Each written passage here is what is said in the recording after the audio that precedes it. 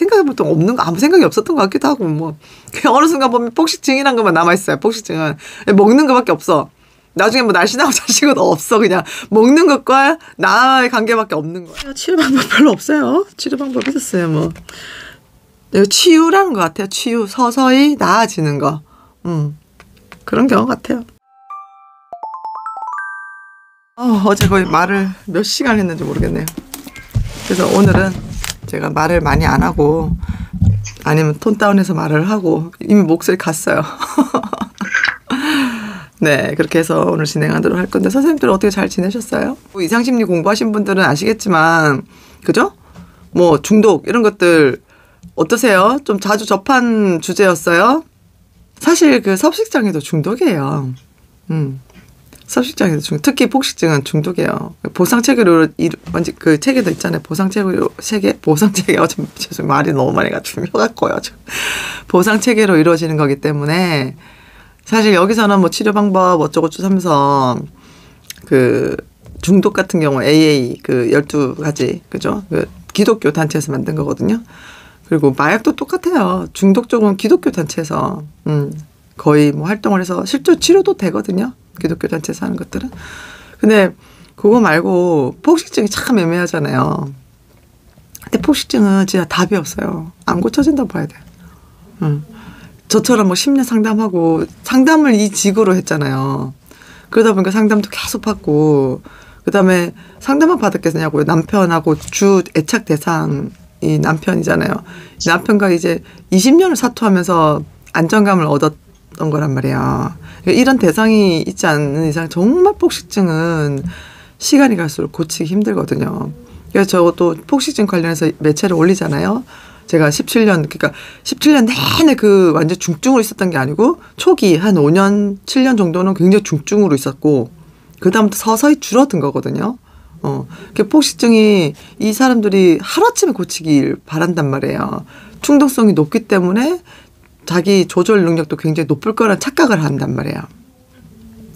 그러니까 그런 것 같아요. 충동성이 높은 만큼 난 조절이 안 돼. 이게 아니고 충동성이 높은 사람들은 이거 나 다 할 수 있어 라는 기저에 그게 깔려 있어요. 그래서 이분들이 단기간에 치료를 하기 위해서 치료를 할 수 있다고 생각을 하기 때문에 안 되는 거란 말이야. 실패를 한단 말이야. 근데 폭식증은 정말 한 10년, 20년 봐야 돼요. 영상 찍을 때 보니까 28년? 뭐 거의 뭐 60, 50이 넘으셨는데도 폭식증 앓고 있다라고 하시더라고요. 그러니까 안 고쳐지는 거예요, 그만큼. 근데 폭식증이 이제 오래 가면 오래 갈수록 제가 폭식증 또 전문이잖아요. 제가 장기간 이제. 근데 물론 이제 의학적으로 뭐 논문을 밝혀진 대로 막 얘네들이 나름대로 가설을 막 세우고 하는데 뭐 자기 주관으로 형성된 거냐, 타인 사회적인 어떤 평판이나 이런 것들 외부에서 온 자기 개념이 들어온 거냐 이렇게 뭐 인지행동치료에서는 얘기도 하는데 결국에는 자기 가치감 관련된 문제일 것 같아요. 계속 사랑을 받고자 하는 어떤 노력. 그러니까 폭식증이든 그러니까 거식증이 좀 틀리거든요. 우리는 욕구를 이길 수가 없단 말이에요. 요즘 애들이 이제 폭식증이 많이 느는 이유는 아무래도 이제 인스타, 그죠? 분명히 또래 영향이 굉장히 높은데 그 아이들이 자존감이 굉장히 건강하게 자리 잡힌 아이들은 뭐 옆에서 뭐라고 해도 무슨 상관이겠어요. 자기를 사랑해주는 엄마가 있는데 아빠가 있는데 그 안전 기반이 흔들리지 않으면 뭐 이 정도쯤이야 이렇게 하고 말해요. 뭐 안 빠지면 어쩔 수 없고 뭐 이런 거 있잖아요. 그런 식으로 외모의 어떤 평가들에 대해서 뭔가 기반이 얘는 아버지 사랑을 굉장히 많이 받은 친구라서 내 딸이지만 그래서 굉장히 뭔가 안전 기반이 있는 것 같아요. 그러니까 외부에 뭐라고 해도 얘가 영향을 별로 안 받는데 저 같은 경우에는 그러니까 애착을 형성하는 어떤 남자친구와의 관계, 뭐 누군가 사귈 때 내 외모가 굉장히 열등하다는 생각이 되게 많이 들었거든요. 그래서 되게 날씬한 아이들이 사랑을 더 많이 받고 뭐 이런 것들이 있었어요. 그러다 보니까 계속 내 몸매, 내가 좀 더 날씬하면 더 예쁠 텐데 막 이런 마음 때문에 이제 그런 다이어트에 집착하고 하다 보니까 어느 순간 이제 너무 심하게 다이어트를 하다 보니까 그 욕구가 나의 통제력 이상으로 그냥 너무 간 거죠. 그래서 이게 다이어트를 하면서 생리적 욕구가 항상성을 계속 유지해야 되는데 이거 안 주니까 욕구가 폭발해 버리는 거예요. 그래서 그 순간 그 리밋을 넘겨버리면 이제 그때부터 막 미친 듯이 이제 먹어 버리는 거죠. 그냥 조금 먹었어 이게 아니고 완전 미친 듯이 그냥 폭발적으로 먹어버리거든요. 배가 찢어질 만큼 고통이 막 이렇게 차오르면서. 그래서 그 다음에 이게 너무 불편하기도 하고 아프기도 하고 이게 다 살로 갈 거라는 두려움 때문에 또 이제 개어내는 행동을 반복적으로 해요. 여기서는 뭐 소화제나 뭐 설사, 그러니까 설사약 같은 거 막 일부러 챙겨 먹잖아요. 근데 그렇게 하기 전에 폭식증 환자들은 먼저 토해내요. 다 이렇게 의식이에요, 의식. 쉽게 말해서. 막 배 터지게, 막 찢어지게 먹고 나서, 그 다음에 완전히 개어내기 위해서 내장에 있는 걸 다 이제, 씻어낸다라는 어떤 생각처럼, 막 그 다음에 약도 먹고 막 이런 식으로 한단 말이에요. 근데 이제 폭식 장애가 있잖아요. 지금 말하는 거는 폭식증, 라고 얘기한 거, 폭식 장애가 있어요. 얘네들은 그냥 먹기만 해요. 먹기만. 그러니까 30대 이후부터 발병하는 좀 많이 이제 스트레스에 많이 노출되면서 기본적인 구강기 욕구나 어떤 먹으면 그 순간의 쾌락 때문에 스트레스를 회피하는 거죠, 사실은. 그런 방법으로 계속 먹는 게 있는데 그거는 30대 이후부터 좀 많이 증가해요. 그래서 살이 쪄요, 그거는. 폭식 장애는. 안 토해내. 걔네들은 그냥, 스트레스 받아. 이러면서 막 먹는 거예요, 그냥. 그냥 막 계속 먹고 자고, 막 이렇게. 그래서 그 폭식장애 분들은 그냥 몸매랑 좀 다른 거죠. 몸매를 다이어트를 해야 되고, 내가 날씬해지고 누군가의 내 몸이나 내 외모가 타인에게 사랑받고 싶어. 이런 욕구랑 좀 다른 거예요. 폭식증은 그런 차이가 있어요. 폭식장애랑 폭식증은 그런 차이가 좀 있어요. 근데 폭식증이 요즘에 사실 거식증보다는 포식증이 월등히 많습니다. 거식증이 웬만하면 걸리기도 힘들어요. 근데 진짜 거식증 딱 봐도 얘네들은 깡 말랐어요. 깡 말랐거든요. 근데 폭식증은 정상 체중 계속 유지해요. 그렇게 먹고 토하는데도 얘네들 살이 쪄요. 이상해. 먹고 분명히 토했는데 살이 안 빠져. 살이 쪄요. 계속 유지가 되는 거예요. 그래서 그런 차이가 있다. 그래서 여기 보면 정상 체중의 85%를 이제 경계를 그었잖아요. 85% 이하면 거식증이고 85% 이상이면 이제 폭식증이다. 그러니까 굉장히 날씬한 친구들도 사실 폭식증에 걸릴 확률도 많죠. 특히 또 운동하시는 분도 있잖아요. 계속 웨이트 트레이닝 하셔야 되고 그런 분들은 먹고 많이 토하시더라고요. 또 저번 보니까 자기가 체조 선수였대요. 그 일정 무게를 계속 유지를 해야 되는 거예요. 근데 얘네들이 성장 과정에 있는 아이들이다 보니까 계속 크고 또 계속 먹고 싶고 살이 찔 수밖에 없잖아요. 근데 얘네들은 체급이 바뀌면 정말 큰일이거든요. 빼는 게 어떤 거냐면 살을 빼는 게 아니에요. 그냥 몸에 수분이나 체중을 낮추는 거예요. 그냥 안 먹고 막 땀복 입고 땀 계속 빼고 사우나 가고 이런 식으로 그냥 몸에 수분을 빼버리는 거죠. 그런 것들이 좀 체육하는 아이들, 체급이 유지돼야 되는 아이들에게는 흔히 빈번하게 발생하는 것들이더라. 그래서 참 안타까운 그런 것도 있어요. 그러니까 우리가 생각하는 그냥 그러니까 미학적으로 다이어트를 해서 예뻐지고 이것만 있는 게 아니라 폭식증인 남자애들도 있는 이유가 물론 이런 목적도 있지만 실질적으로 운동선수들에게는 비일비재하다는 거예요. 먹고 토하고 체급 유지 계속 해야 되니까. 걔네들은 사실 외모에 상관이 없죠. 그죠? 물론 외모에 상관도 있지. 근데 그게 목적이 아니잖아요. 체급을 유지해야 되는 목적이기 때문에. 그래서 그런 것들이 여러분이 있다는 거를 좀 염두에 두시고 그런 친구들 만날 때 어떻게 접근해야 되나. 근데 폭식증이 한번 발병하고 나면 이게 그걸 유지하기 위해서 계속 그게 먹고 토하는 게 반복돼야 돼요. 근데 이제 운동하시는 분들이 운동을 멈추면 어떤 현상이 일어나요? 특히 격투기 하시는 분들. 살이 찌고.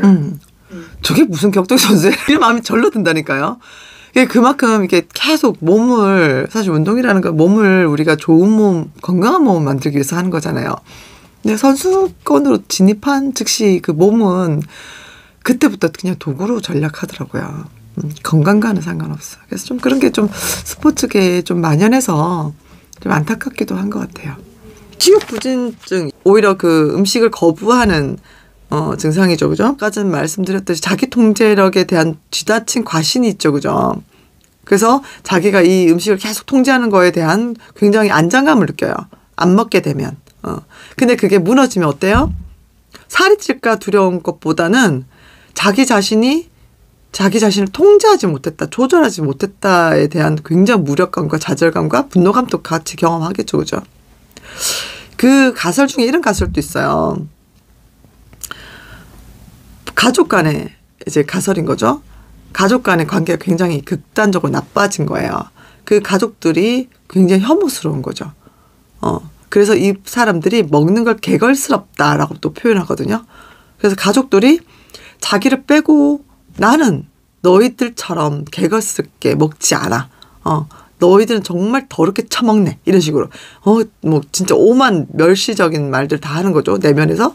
그래서 나는 너네처럼 그렇게 개걸스럽게 먹는 돼지 같은 짐승이 아니야. 이런 식의 어떤 무의식적 기제가 있다는 거예요.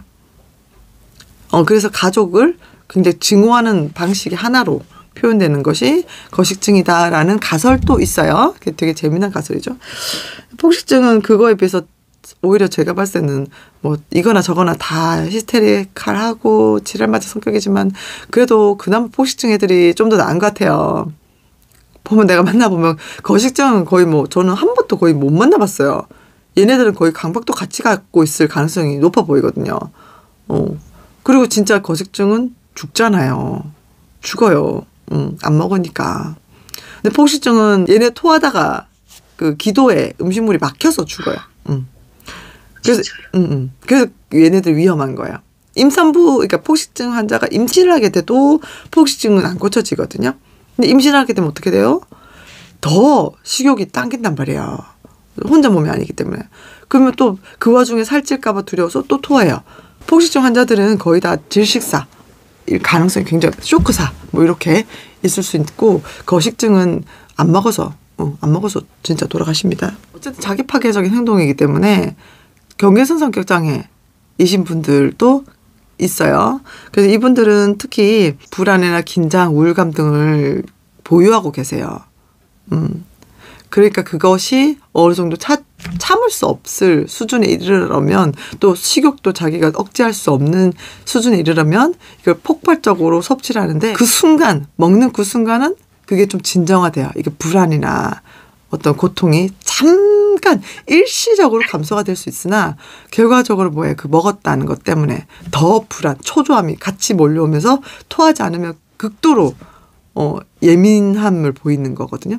토하고 나면 몸이 나른해져서 또 무기력증에 또 시달리고 폭식증은 철저하게 어떤 보상 체계로 이루어진다고 여기 또 써 있어요. 그죠? 금식, 과도한 운동, 체중 증가 억제하기 위한 어떤 약물 복용, 약물 남용 요걸로 보상 행동이 계속해서 이루어진다. 여기 보상 방법을 계속 시도하는 것이 거식증과 뚜렷한 차이인데 이 보상 행동 때문에 중독이라고 보는 거예요. 굉장히 고치기 어려운 거예요. 보상이 들어가 버리면 어디든 2차적 보상이든 1차적 보상이든 간에 폭식증은 너무 먹는 것도 보상이고 토하면서도 보상이에요. 내가 이걸 개헌했다는 것 때문에 더 이상 내가 먹어도 살이 찌지 않아 라는 자기 위안이 생기죠. 그죠? 그래서 이런 것들이 다 보상책으로 이루어진 굉장히 탄탄한 보상으로 이루어진 병리 중에 하나예요. 폭식증이. 그래서 참 이분들의 어떤 특징이 내향적이면서도 충동 통제가 어렵고 좌절에 대한 인내력이 낮은 경향이 있다. 이런 좀 특징이 있어요. 그래서 저도 인정합니다. 저도 어렸을 때 이랬던 것 같아요. 그래서 충동 통제 굉장히 지금도 좀 여전히 충동성은 여전히 있어요. 그래서 신경성 폭식증은 신경성 식욕부진 등에서도 같이 병행해서 나타나기도 합니다. 원인과 치료 보면 미누친, 그죠? 미누친은 섭식장애 환자들이 가족 관계에 준용했죠.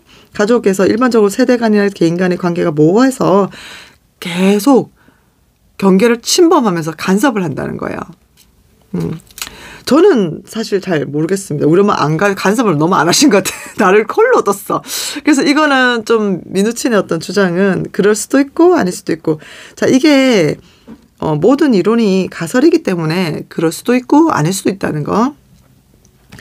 섭식장애는 영아 시기 아이와 어머니 관계 장애에서 비롯된다고 한다. 이들의 어머니는 아이 필요에 따라 반항하기보다는 어머니 자신의 필요에 의해서 양육을 한다. 그 다음에 어머니에게 받고자 했던 안심시키고 확신시키는 반응이 없을 때 건강한 자기감을 발달하지 못한다. 이거는 모든 병리의 기본적인 보편적인 얘기 같아요.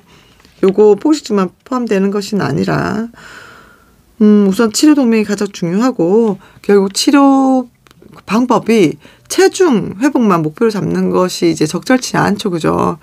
결국에는 좀, 안전 기반이 계속 흔들리시는 분 같아요. 저도 그렇고. 그래서 그 안전 기반 제가 경험했던 내담자들도 굉장히 안전 기반이 없었던 그러니까 안전 기반이 아예 없던가. 그런 어려움이 좀 있었어요. 애착의 문제가 좀 많았던 것 같아요. 그 다음에 이분법적인 사고도 있죠. 요거는 애착의 문제가 없더라도 그 선수들처럼, 그죠? 어떤 뭐 모델이나 헬스 뭐 트레이너, 아니 몸으로 이렇게 뭔가 어떤 먹고 사신 분들 계시잖아요. 쉽게 말해서 몸을 통해서 수익을 창출하신 분들은 우선은 이분법적 사고, 이거 살찌는 음식이야. 이거 살 안 찌는 거야. 이런 것들의 어떤 이분법적인 사고가 다이어트를 경직되게 만든다. 그래서 다이어트를 경직되게 만들면 어떤 일이 벌어져요? 욕구가 계속 좌절되기 때문에 우리 생리적인 욕구가 계속 억압당하기 때문에 생리적 욕구가 폭발적으로 폭발할 때는 그냥 폭식을 한다는 거죠. 근데 요거 보면 자기주의, 요건 주의 초점이 되거나 자기 자신에게 혹은 자기 자신을 인식하는 과정인데 어떤 사적 자기주의인지 공적 자기주의인지 사적이 굉장히 자기 개념으로 사적인 자기 어떤 표상이 있을 거 아니에요. 그거를 통해서 자기의 어떤 내면화된 것이 있는지 아니면 공적인 거, 어떤 사회적인 거, 외부 세계가 요구하는 것들에 의해서 자기 가치관, 자기 개념을 형성하는지 봤을 때 폭식자들의 경우 날씬함과 같은 사회적 가치를 자신의 내적 기준으로 내면하지 못해서 단순히 추종하는 수준에 머물러 있기. 맞아, 이거 진짜 맞아요. 나는 정말 나는 정말 괜찮은 사람이야. 나는 날씬해야 돼. 이게 아니라, 나 저 날씬한 사람들, 저 가슴 빵빵하고, 허리 막 홀쭉하고, 난 너무 저 사람들이 부러워. 나 저렇게 되고 싶어 해서 추종해서 되는 거고. 근데 이제 거식증은 체형이나 체중에 관한 사회적 가치나 기대를 내면화가 됐다는 거예요.